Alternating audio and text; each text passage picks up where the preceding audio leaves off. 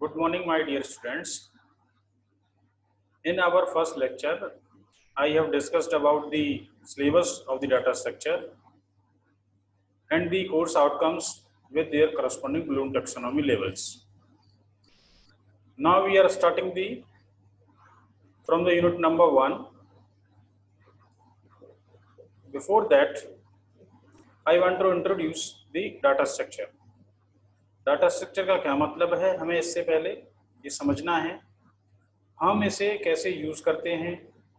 तो कुछ एग्जांपल्स, कुछ एप्लीकेशंस की हेल्प से जो भी हम इस पूरे डाटा स्ट्रक्चर में अंडरस्टैंड करेंगे, जो भी हमारे सिलेबस के पार्ट्स हैं, उन सबका एक ब्रीफ इंट्रोडक्शन, जिससे कि हम ये समझ जाएं कि हम डाटा स्ट्रक्चर में क्या स्टडी करने वाले हैं और उनका क्या रिलेवेंस है।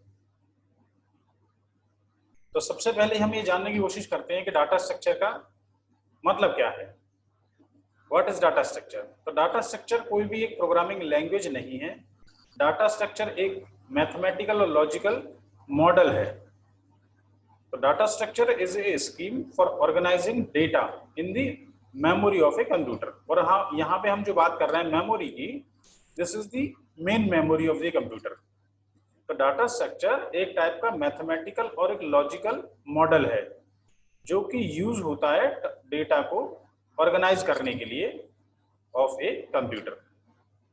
कुछ कॉमन टाइप के डाटा स्ट्रक्चर्स हैं जो कि हमारे सिलेबस के सारे पार्ट हैं, जिनमें की लिस्ट है जिसे हम लिंक लिस्ट बोलते हैं, एरेज हैं, स्टैक्स हैं, queues, heaps, trees and graph. तो डाटा स्ट्रक्चर का एक डेफिनेशन समझ में आ गई कि भाई डाटा स्ट्रक्चर का मतलब क्या है, हम इसे क्यों स्टडी कर रहे हैं। ठीक है, now one by one we are going to discuss its topics कि इनका मतलब क्या है, इनके कौन कौन से करस्पॉन्डिंग एप्लीकेशंस हैं जिन्हें कि हम लोग यूज कर रहे हैं। तो हम आगे बढ़ते हैं इसमें। तो ये दो तरीके का डाटा स्ट्रक्चर हम लोग क्लासिफिकेशन कर लेते हैं। एक होता है लीनियर टाइप का डाटा स्ट्रक्चर और second one is a non linear type of data structure. Linear type का मतलब ये है कि जो भी डेटा हम ऑर्गेनाइज कर रहे हैं कंप्यूटर की मेन मेमोरी में, वो कॉन्टिग्यूअस मेमोरी एलोकेशन पे जाके स्टोर होता है। कॉन्टिग्यूअस क्या है, अभी हम ये आगे अंडरस्टैंड करेंगे।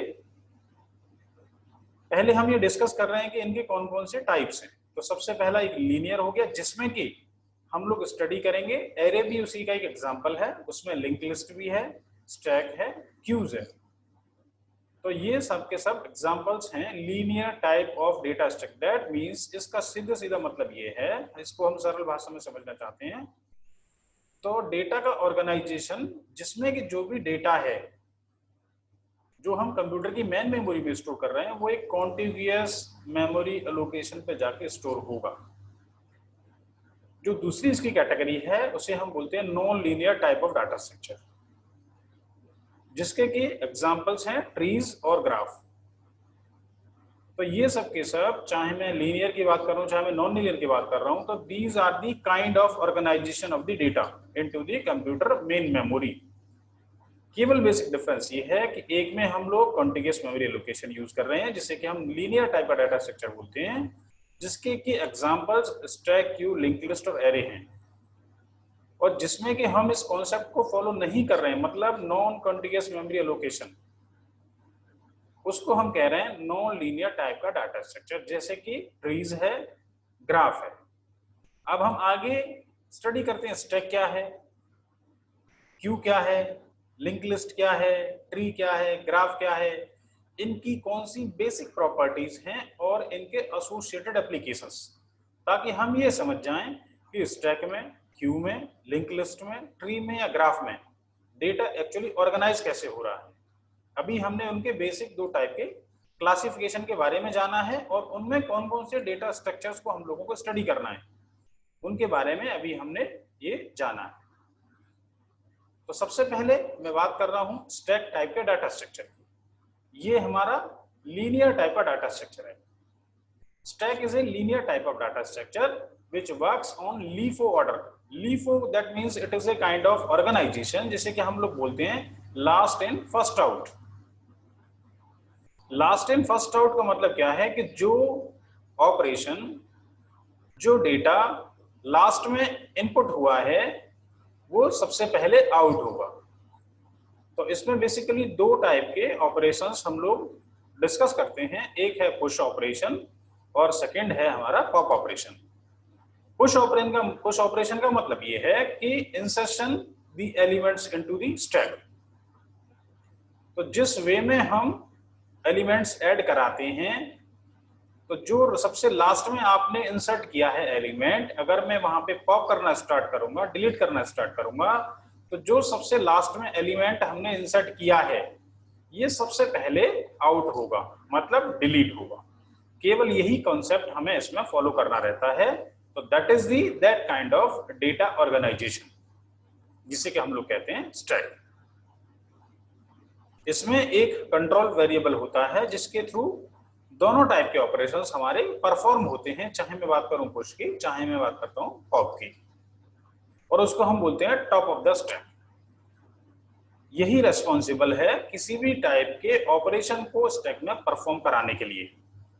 अब हम इसके कुछ एग्जांपल्स समझते हैं कि हम इस टाइप के डेटा ऑर्गेनाइजेशन को हम कहाँ पे यूज करते हैं, इसके करस्पॉन्डिंग एप्लीकेशंस क्या हैं। तो सबसे पहले मैं बात करूंगा अर्थमेटिक एक्सप्रेशंस की। अर्थमेटिक एक्सप्रेशन जनरली तीन तरीके से रिप्रेजेंट होते हैं, infix, postfix, prefix.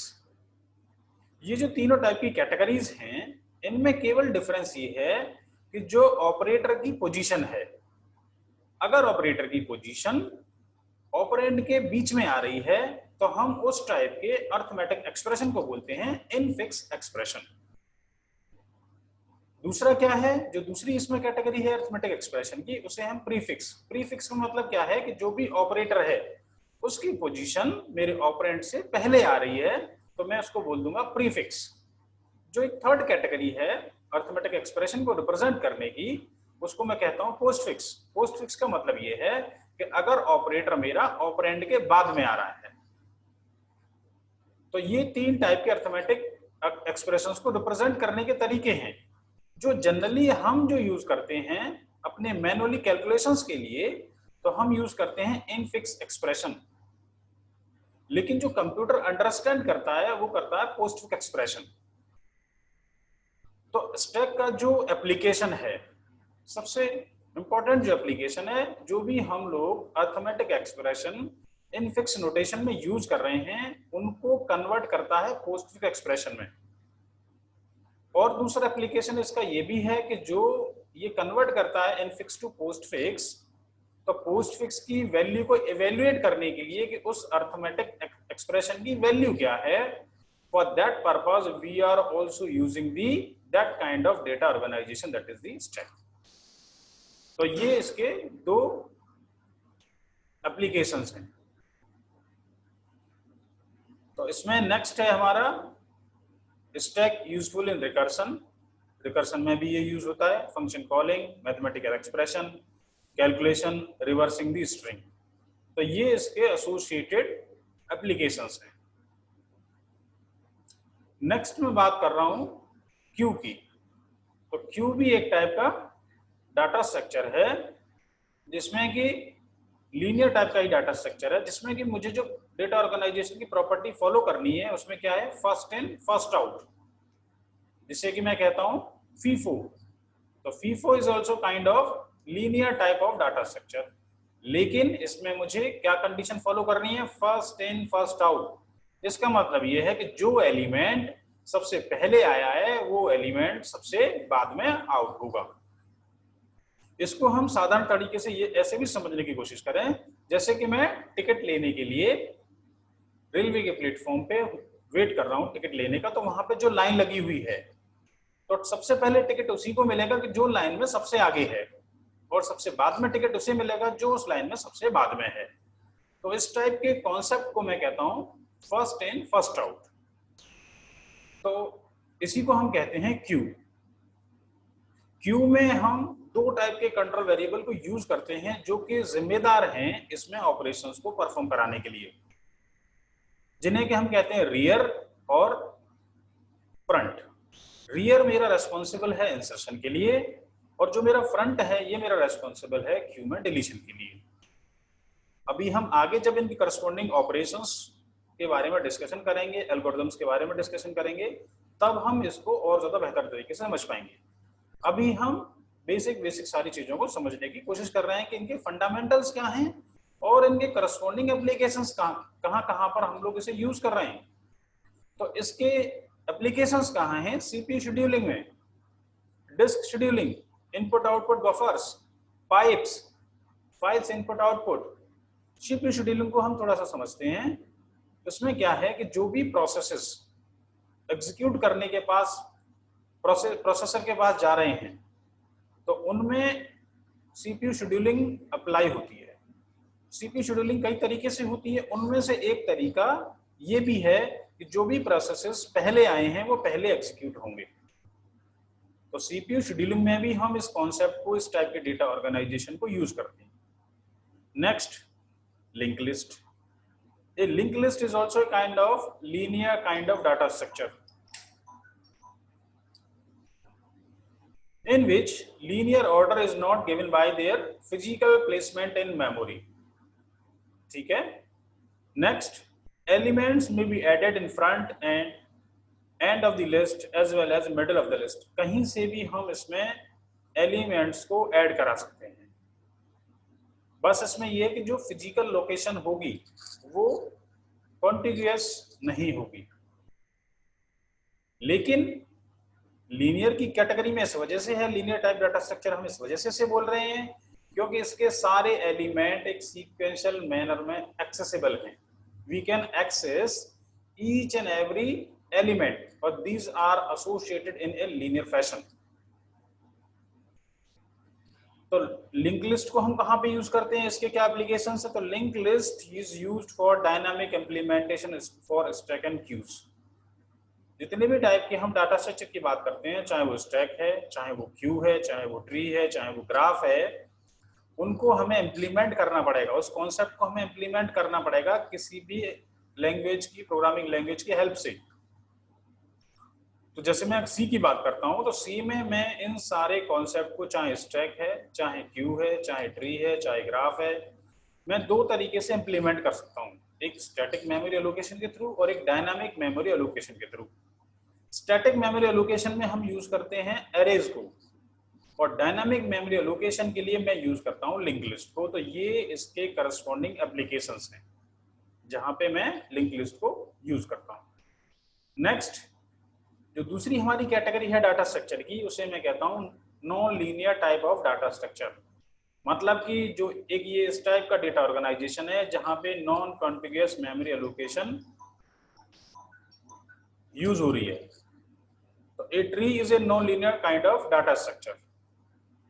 Root value and sub tree of children with a parent node represented as a set of link node. इसमें एक रूट होता है और उसके एसोसिएटेड चिल्ड्रंस होते हैं। जैसे कि हम एक बात करते हैं ट्री की,